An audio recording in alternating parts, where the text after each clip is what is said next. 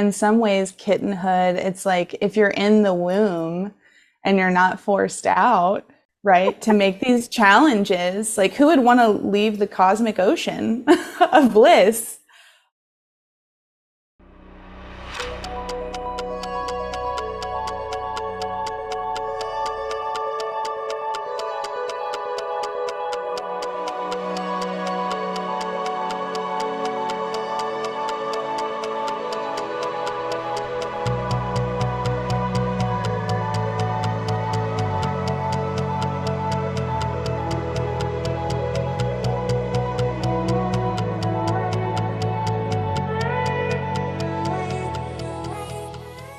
Welcome to the Whose Body Is It podcast. I'm your host, Isabella Malin.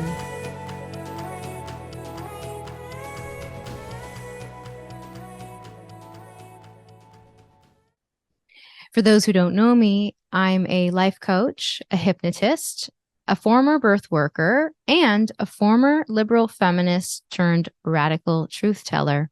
On this podcast, you'll learn about the ideologies, industries, and technologies attempting to control our minds and bodies, such as transgender ideology, pornography, prostitution, and the many tentacles of the medical industrial complex.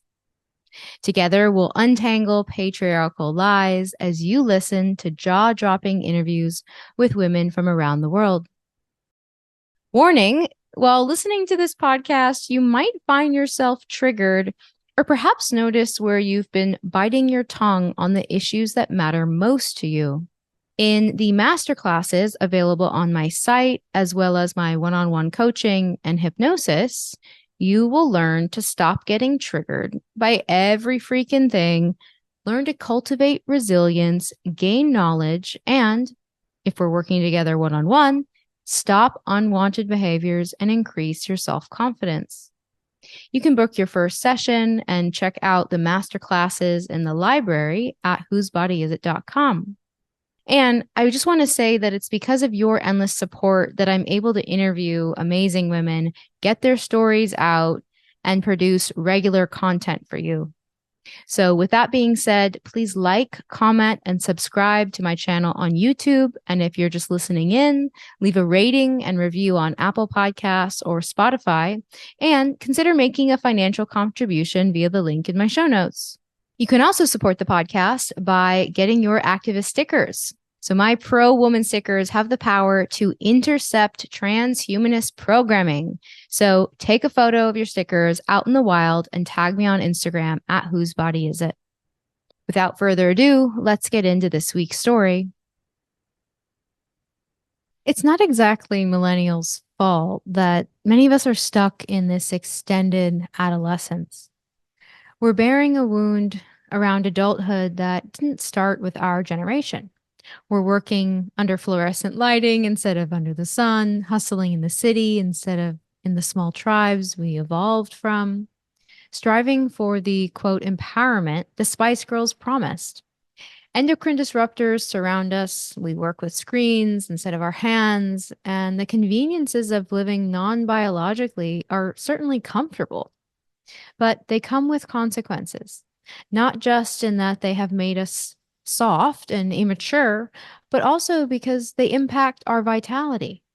Many women in our 30s, me included, are rethinking the cultural programming that discouraged us from having babies at an age that would afford us the energy and resilience to more easily bear the challenges of motherhood. There are plenty of benefits to building up wisdom, life experience, financial resources before you have kids, but there's also grief. There's grief in realizing that when we put our self-worth into our careers or our accomplishments, instead of embodying the portal of life and death that is our birthright as women, there's a lot there. And when we're not using our bodies the way we were designed, whether we're talking about birth or working with our hands, we lose the natural ease available to us. Today's guest, Danielle Evans, focuses on healing the nervous system. She notes that the surface of our skin connects us to the deepest layers of our nervous system. So working with this superficial layer can actually penetrate all the way to our vagus nerve. The body remembers everything from pre-birth to our present moment, and Danielle works to help her clients self-source safety in their bodies and quiet the anxious mind. I want to start off by talking about this kittenhood. I learned this term from you, Danielle. Would you talk a little bit about what you mean by kittenhood and how I think I may be still in my kittenhood, and most millennials in their 30s who are unmarried with no kids may also have a condition called kittenhood? Yeah, absolutely. I will admit it's not my own term. So I got this from the podcast Blind Boy, the Blind Boy podcast. And indefinite kittenhood is referencing to, specifically in the millennial generation, not exactly growing up. We are stuck in this sort of adolescent phase. His perspective of it, he kind of goes into, in the 80s, there was the movie Big, if you ever saw that, with Tom Hanks. And the whole punchline of that movie is a 13-year-old wishes to be 30. And what makes it funny is like the 30-year-old Tom Hanks, who's actually 13, acting like he's 13. And if you give it a rewatch today, it's not really funny because we're actually living that out. Like, not wearing business suits, like wearing sneakers, foosball in the office, beanbag chairs in the office, right? And so it's a commentary about how millennials are stuck. Most of us, I would say, are not starting families like our parents did. We don't have home ownership. So very much stuck in the adolescent phase. When I first moved to Austin, I was out and about, and I met this guy who had also just moved here, who was probably like almost 10 years older than I am, and who was maybe a little less. He may have also been a millennial, and he described Austin as adult day camp. Oh my God. He was like, it's like adult day camp here. Like, it is so geared towards adolescent adults. I vibe with that. Yeah, I vibe with that. The college scene, and you don't really see a lot of elders celebrated. I mean, there are little groves of them, but it certainly feels overrun by young folks.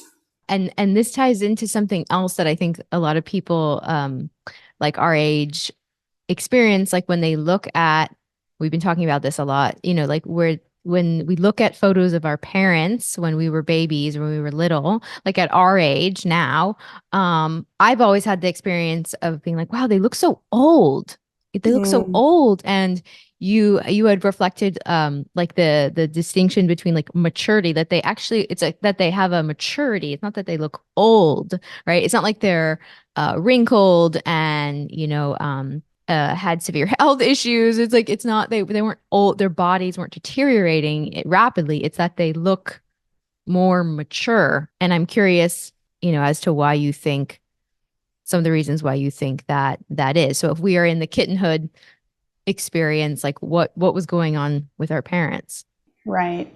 Well, the first place that my mind goes to is the correlation of endocrine disruptors. This is well documented.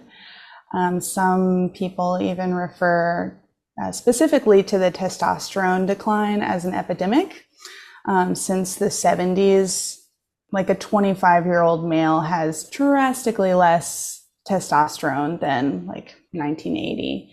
And it's been rapidly declining since then. So that plays a big part, I think, in the appearance of maturity. The endocrine system, your hormones paint your reality, right?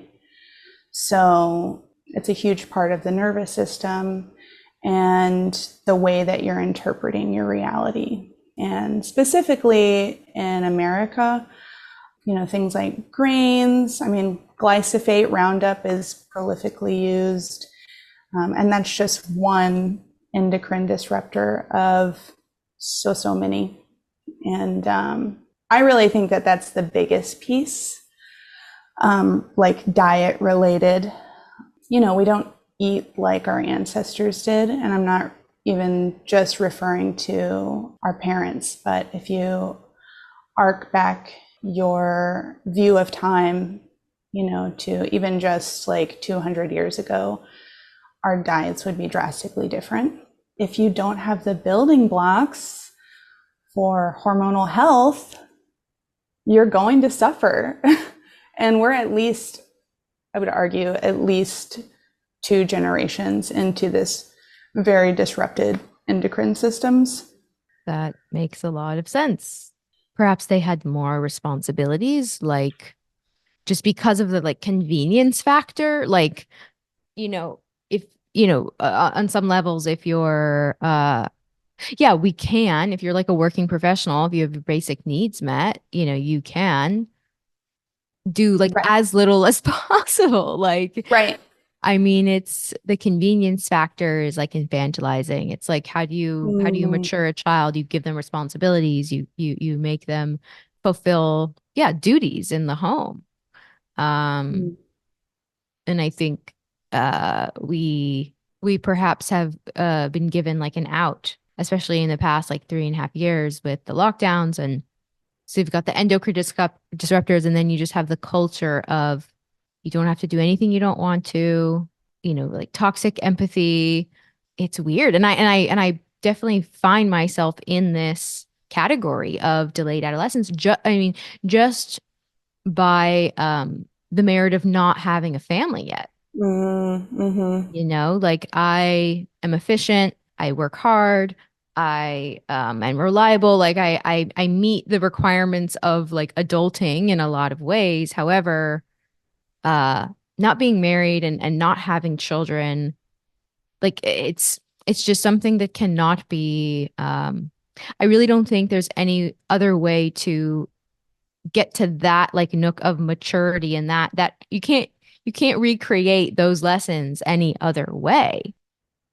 I mean, you could show up as an aunt, you could be you could be a support, you could be a stepmom, surely there are ways where you could get some of that. But yeah, I've definitely found, and a lot of the women that I support, there's this I'm ready for the next chapter, but the parts aren't there, and there's so much comfort, right? You get used to, I think, like, the older you get, the more difficult it becomes to settle down. I mean, I think there's truth to Right. that. Absolutely. Yeah. Yeah. I think that's a really big part of the wound of feminism for our generation. Yeah. And self-oriented action, like raised to just orient yourself around yourself and not community, which again is a multi-generational wound. But I absolutely vibe with that. Yeah, it's comfortable. Like in some ways, kittenhood, it's like if you're in the womb and you're not forced out, right, to make these challenges, like who would want to leave the cosmic ocean of bliss?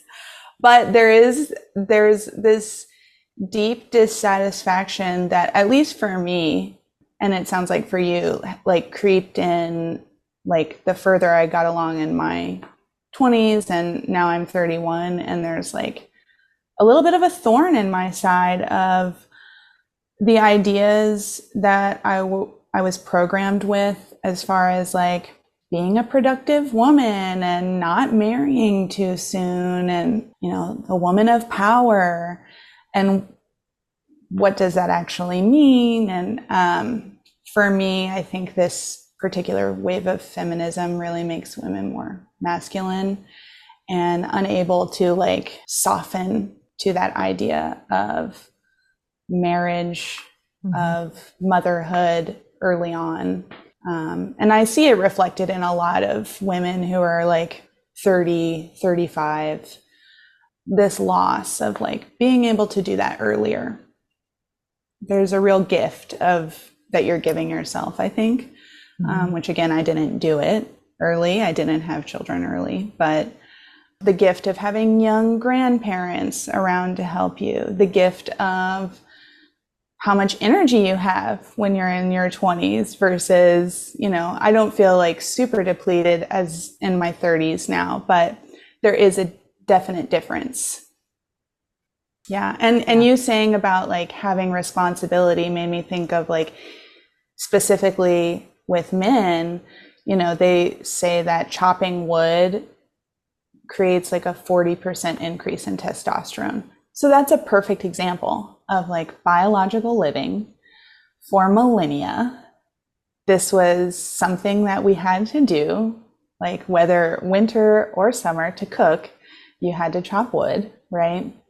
And so if you're not using your body in the way that it was physiologically designed, things start to, if you don't use it, you lose it. So, yeah. That's amazing about the chopping wood. I'm just like going through like a list of men I know. I'm like, does he chop wood? Does he chop wood? just like doing an inventory. Oh my gosh. Okay. I want to respond to so many things you said. Yes. And like, we should clarify that early marriage and early motherhood does not mean that you're also not working. Like, right. We're not suggesting that women not work. Like the two are not, they're not mutually exclusive.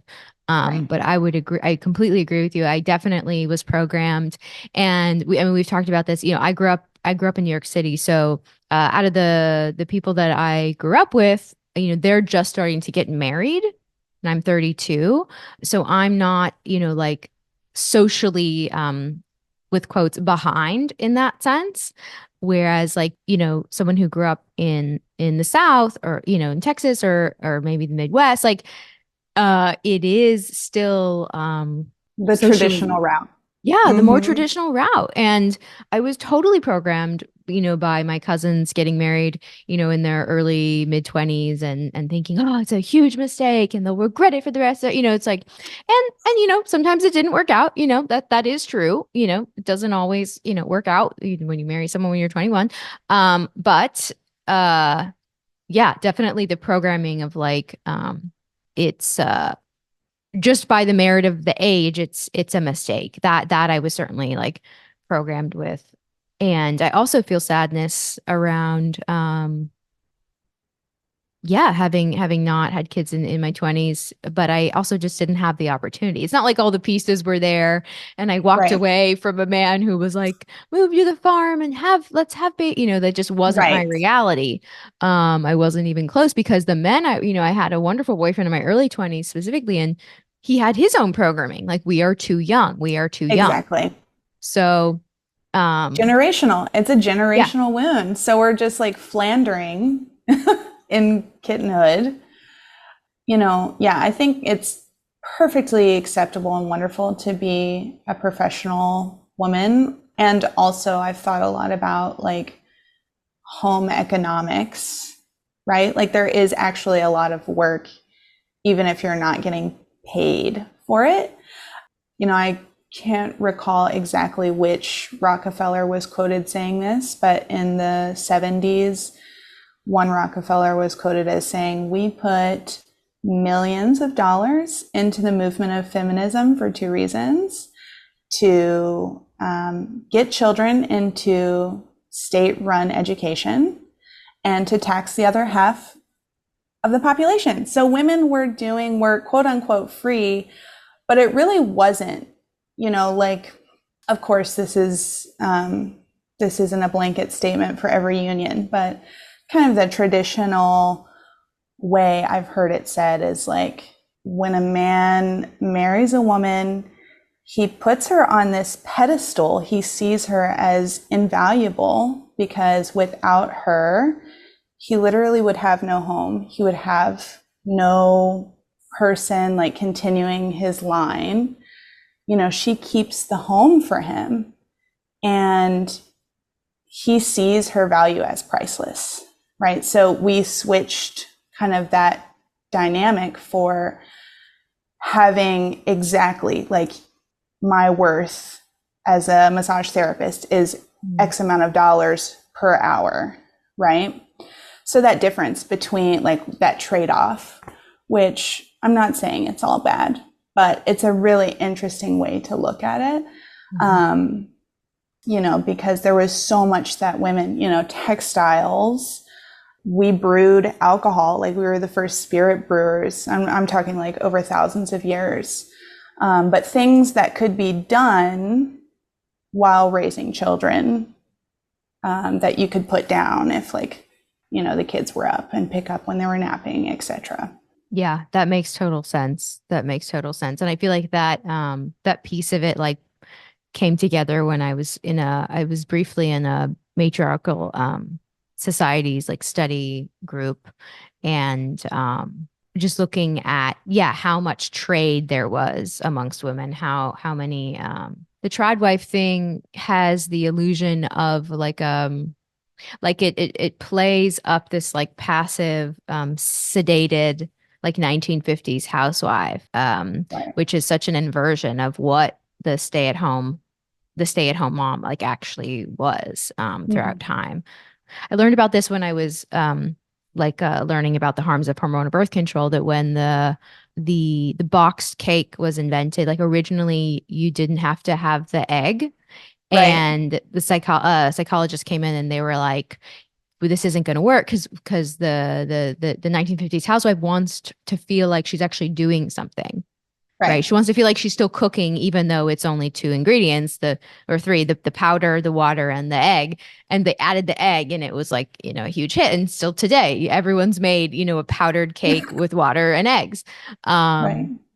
That the cake mix, that, and also just the value of using our hands. Like I've been thinking about that lately. Like I used to be an artist. I used to, you know, paint and make things all the time. And I started noticing like when, you know, I sell, you know, I sell my activist stickers, and people ask me like, well, why don't you outsource? Like, why don't you just have a company that packs them and ships them? Or why don't you hire someone? I'm like, no, this is like the highlight of my day is stuffing envelopes, like cutting stickers, like doing these monotonous tasks. Like it brings me so much pleasure to use my hands and to organize. And yeah, the idle mind is the devil's workshop, but also I think like, you know, not using your hands and not working on projects with like, you know, like the on a loom, or like you describe the textiles, like there's so much satisfaction in starting on something and finish. It's like it's so absent that like we have to have craft night, you know?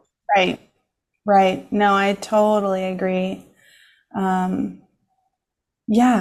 I mean, I think about like the first time that I baked bread, it felt so like in my DNA, that experience of like, yes. Or, you know, last year I made 3 quilts, very simple quilts, but I had the pleasure of, so I grew up here in Texas, and I had the pleasure of knowing my great Aunt Essie, and I grew up like under her quilt frame with women all around, like hand stitching a quilt, right? And I think that there's an element of community that comes with that, and absolute satisfaction.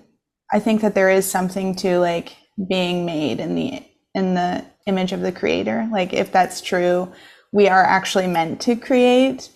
And what happens to us when all of that is taken over by technology? I think that there's a myriad of symptoms that would arise of dissatisfaction, you know. That makes, yeah, totally. That really makes sense. This is back to the kittenhood thing. I had sent you something on Instagram. Yoga with kittens. It's like okay, wait, wait. I'm gonna kind of go back a little bit. So the work you do is absolutely amazing. I want you to share more about that in a minute. Like the nervous system, you know, like regulation. It's very like a very popular term right now too, like nervous system regulation, dysregulation, like getting regulated, like, and then we see the like opposite. I like the like, I don't know, the infantilizing of that, which is something like yoga with kittens. Right. You know, it's like you have adult women and maybe some adult men who are doing yoga with kittens. It's like, why? With late stage capitalism, and also just like, why? Why? It Are sounds you deeply so bored? unpleasant. Like you have to compete with the other yoga studio that has like goats?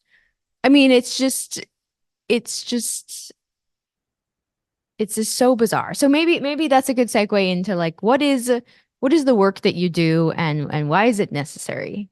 Yeah, so I've been a body worker for 13 years, and the last 3 years I have been really focused on polyvagal manual therapy. So, of course, another hot term, the vagus nerve, the polyvagal complex. This is the seat of our parasympathetic response. Mostly, it has some to do with the sympathetic response. So, the nervous system has three modes: social connection, which is hopefully where we are right now, you and I. Sympathetic, crudely put, fight, flight, freeze, fawn. And the parasympathetic, which is rest, digest, heal. And physiologically, we are designed for tribal life.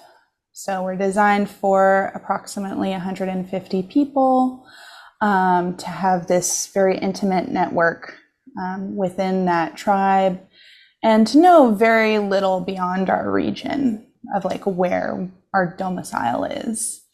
And put that into context of today, living in industrial life. We have the entire world of information at our fingertips 24/7.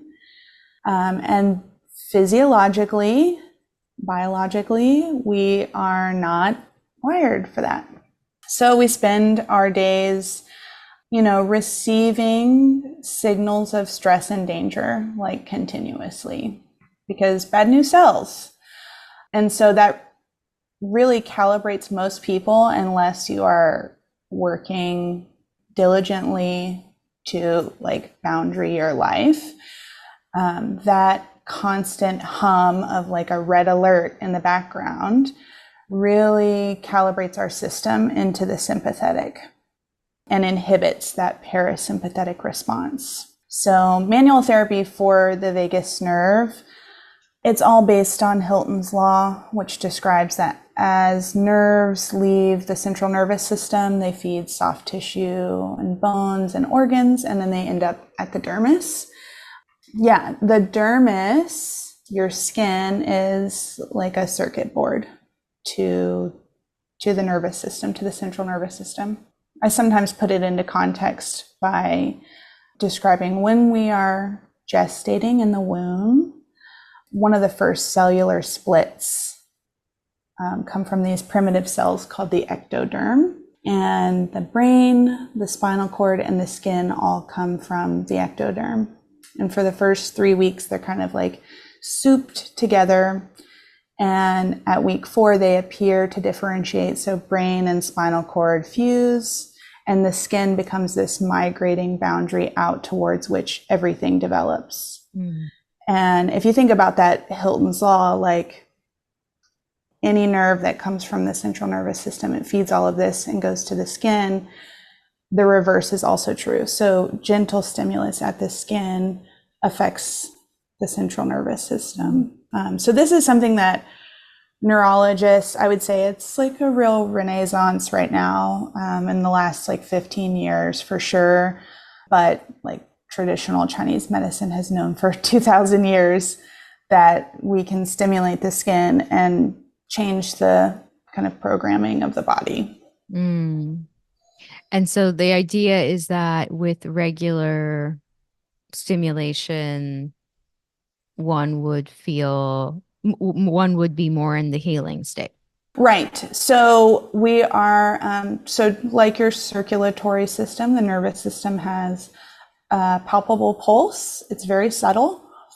But we make contact like with that neural emergence and assess the tone. So, like I said, if we've been running the red alert, that parasympathetic response is inhibited or suppressed. Mm-hmm. So I assess the tone through gentle touch and gently encourage it to be more vital. I will say it kind of depends on like what your experience of reality has been. The body remembers everything pre-birth to now. So, all of those experiences are held in the subconscious in the body.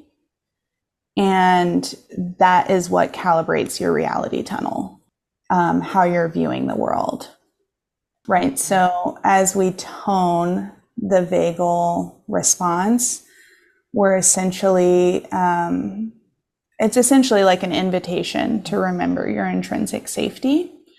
And, it can take some time to remember that, depending on like abundance or lack of love, abundance or lack of resource, etc., and like metabolic safety, right? So I can do this work every 3 days, and if you don't change like the setting of your life to also reinforce that, you're going to go back to the track of red alert. That totally makes sense. And speaking of well, thank you for that really clear picture. And I've had the pleasure of having sessions with you, and I highly recommend for anyone in the Austin, Texas area. Okay, so the red alert. Okay, so here's an example of where I've been finding myself in total red alert, like and only intellectualizing it up until the last few months, but living alone. I have been living, I would say, mostly on alone since I graduated from college. And now I'm at a place where I can really afford it. However, I don't want to do it anymore. I've lived with a partner. I've had roommates briefly. I was living at my mom's place for a while, and she was coming and going. And so yeah. And again, this is another like millennial independent woman thing where it's like, how awesome is it to like have your privacy and like pick out things and like all of that? And I mean, you got to be careful with roommates. Like, I'll just say that, I've lived with some people who had serious mental health issues, and it was like really challenging. So definitely, you want to be discerning about the people that you would potentially live with, but it doesn't matter how many social engagements I have per week. I have been on a low level red alert from living alone for the past almost 4 years. And it's really only landing in my body now because I was commuting back and forth to New York to be with my dad when he was sick. And so I was living at my mom's and going back and forth. So it was always kind of, broken up, and there was a boyfriend mixed in there, and like, but yeah, it's only really landed in my body. And I've been talking about it with everyone now, like all my like friends who live alone. I'm just like, I've cracked the code. Like, and it just, and I'm embarrassed to say that I'm just intellectually, of course, I could say to anyone, oh, it's totally not natural for us to be living in separation and living in, these little cubicles and, not eating together and not having, a shared common spaces. But yeah, it's really, wow. And I feel like it's a sign of, I feel like I'm so grateful because it's a sign of health to be like so in my body now, to be like, no. This is red alert. So then it brings us, okay, well, what is the solution? But other than, having one other roommate also in an apartment in isolation. But yeah, you use the term, and the biological living, that this is just, it's not biological to live alone, or even, I mean, I would take it a step further, live with one other person in isolation. Certainly parenting in isolation is a scary thing, but that, you have a challenging task when your client is then going back into non-biological living, which is a lot of us. So talk about creating community is so hard. It's like, it used to be second nature for us, right? But again, this multi-generational wound like where we haven't really been sowing that. I would argue even since the 50s of like nuclearization, and now like here we are now, just like you're saying, so many people alone. Of course, it takes a lot of work to sow community. It's not always like butterflies and roses, because the closer that we get with people, the more that the mask flakes off. You see people's inadequacies or faults, and like having to navigate that can be really challenging. Mm-hmm. And I also think that there is a really, for me at least, there's like this deep sadness of loss of intergenerational living. So there is so much that we gain from grandmothers and elders and grandfathers, like being close, grandparents, mothers, children, you know, like babies, all of that is really designed to be intermingled. Mm-hmm. I think it's important also to give ourselves grace, because it's not like our experience right now, it's not just one lifetime that this program or this platform has been laid out, right? So you and I are going to be working on like societal issues, our generation, like we're going to set the foundation. We're never going to see a wall put up or a roof put up as far as like fixing things, right? But there are things that we can do to remember ourselves into community. It takes a lot of work and like grace for others, because we're used to that. Like we were talking about with Kittenhood, like the comfort. It's two things. It's comfort and discomfort. And like breaking open that cosmic egg to like remember communal living, it's work, but I think it's deeply gratifying the more that you do it. And yes, of course, discernment when you're choosing your community is imperative, and also grace. Yeah, absolutely. I mean, I think a lot of women just can't get past the choosing a roommate part of it. Like, not like forget building a community and like actually building infrastructure foundation, but just it feels backward, like in a sense, like, oh no, when I make enough money, I'm going to get my own place. Like that's like the programmed goal. Yeah. Right? The programmed goal.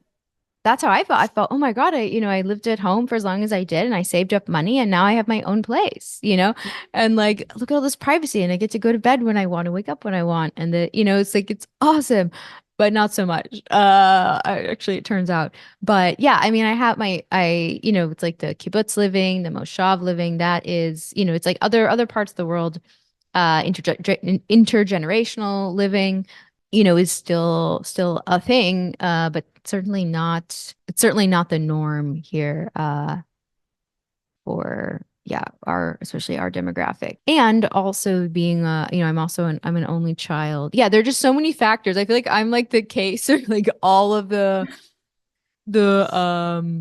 programming, like one child, divorced parents, like not married, no kids. It's like it's not super biological. The result of me as a human is wouldn't say the most biological outcome. So I if anyone's listening and find themselves in a similar place, so you're definitely not alone. I mean, I remember even just as like a random thing, but growing up, like there was one girl in my elementary school who was one of four. And that was like unbelievable. Like she had the biggest family. Like no, people couldn't wrap their heads around it. It was like one of four, like it was, in New York City, like it was wild. Well, and think about that petri dish, like culture as a petri dish.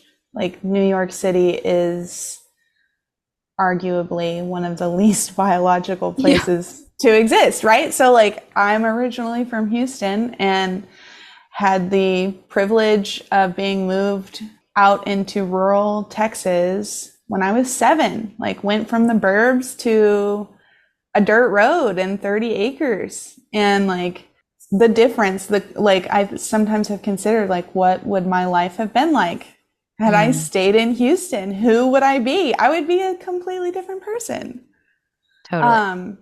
And there's resilience too. I want to say like, don't like dwell too much in like all that you have experienced. There's always opportunity to change. I really love using like the petri dish analogy, because you can introduce different cultures into your reality tunnel and you can change it. I mean, it's simple and effort. It does take effort, of course. But yeah, I think especially like we're in our 30s, we're still incredibly young. Totally. It would be different. Live long. It would be different. Lifespans, I mean, yeah, people are living a lot longer these days. Yeah, and I think that dissatisfaction is like this security mechanism, like what you were just speaking on in your own reality tunnel. Like that's a wake-up call from yourself, from your physical self. Like this is not okay.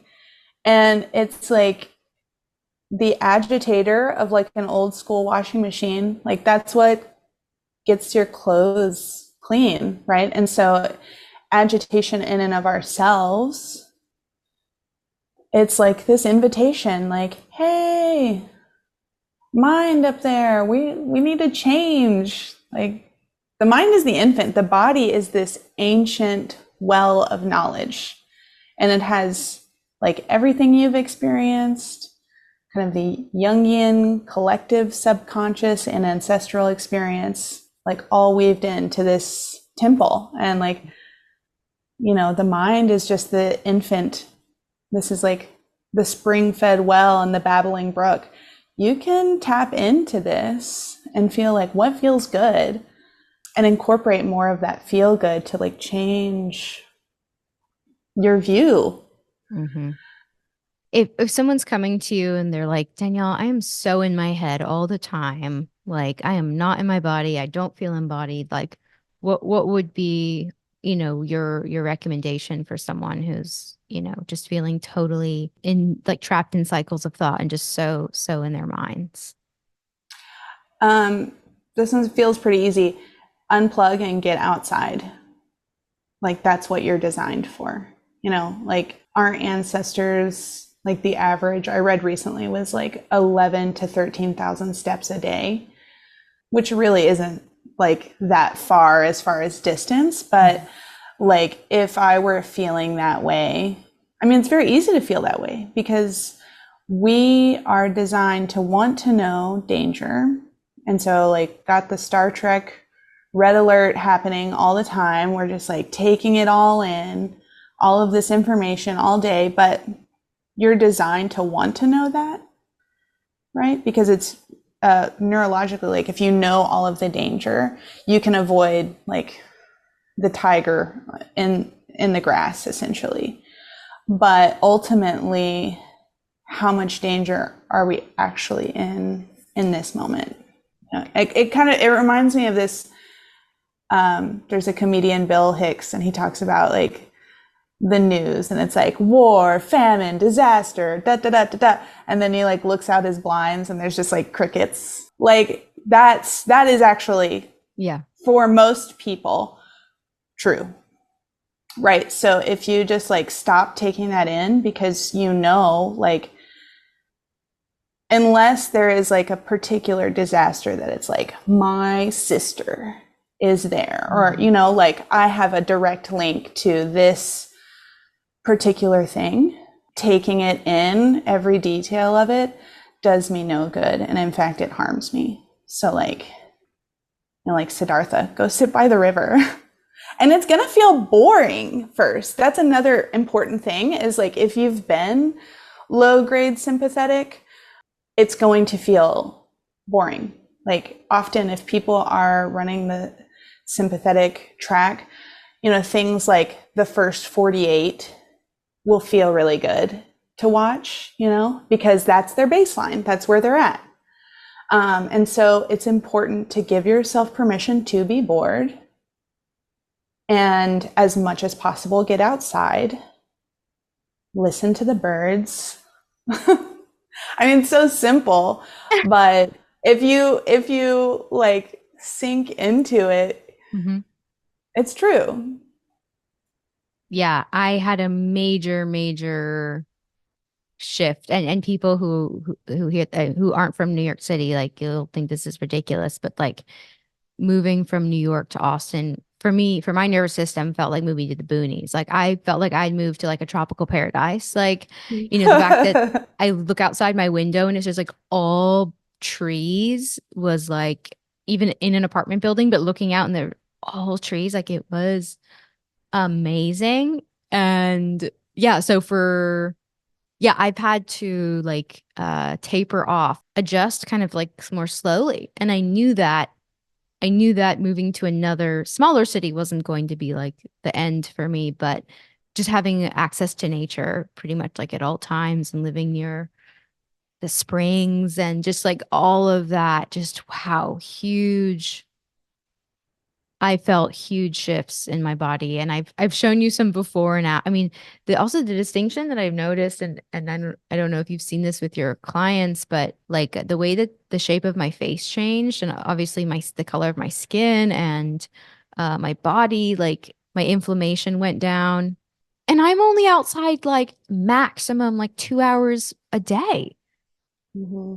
And I saw such significant changes. So I can only imagine how much stronger or more biological my body will look and feel when I take more steps to, kind of emulate the way our great grandmothers were living. It is so simple, yet if you're used to chaos and distraction and stimulus, it feels like wasteful. Like I'm losing something when I'm not doing, is the thought that I Well, had. yeah. Yeah, there are a few things that come up there for me. We are, I believe, ultimately here to have pleasure, like not in a hedonistic way, but like production. That's not number one on the list of like what we're supposed to be doing. Yeah, and there's ample research that backs up like you talking about trees just outside your window, like how much that changes like your neurology, and talking about your face, vagal tone affects your face. Tone of voice, facial expression, heart rate, breath rate are some of the kind of basic things. And when you think about like resting bitch face, that's somebody who's in like red alert. Yeah. So it is a lot to unpack, again, because it's not just your wound. It's multiple generations that we've been like herded into this confined way and put under the spell of, oh, if I'm not being productive, I'm wasting time. It's It's so crazy. it's absurd. Yeah, it's completely absurd. Yeah, find what feels good, and like what brings you pleasure as far as creation. Like that's another biological, like in a well society, elders would be watching the new generation coming up and like would be able to see. I'll use myself as an example. I don't like to use the term healer, but like an elder would have been able to be like, oh, she should be working with people, right? And like taken me under the wings to do that, right? And I think a lot of people feel aimless in the sense that like they aren't really fulfilling their purpose. I don't actually believe, like no one was born to be like making burgers at Wendy's or whatever, that we all have like more worth to be offering. And yet like late stage capitalism, here we are, just trying to survive. Yeah. Not everyone needs to have a 7-figure MLM business, but Yeah. that's what the new benchmark Right. is. Right. Right. And you see like plenty of research to back this up too. Like a lot of those people are also dissatisfied, behind the veil of their Instagram smile. There's only so much satisfaction that quote unquote success brings. Yeah. So go sit by a river. Like really challenge yourself to sit there and just really experience, go for a long hike, like challenge yourself. If it feels boring, like to remember that actually like that's paradise. Thank you so much, Danielle. I think that's a beautiful note to end on. Yeah. Yeah. It was such a pleasure. Thank you. For those who want to say hi or follow your work, where can they find you? Pretty basic. Just follow me on Instagram at Sister Moon Shadow, all lowercase, all one word, no spacing. I write sparingly, but yeah, about the work that I do and these kind of musings there. And you're welcome to message me there. If you enjoyed this episode, please share it with a friend or family member who needs to hear this content. And if you do share it on social media, don't forget to follow and tag me at Whose Body Is It? So until next time.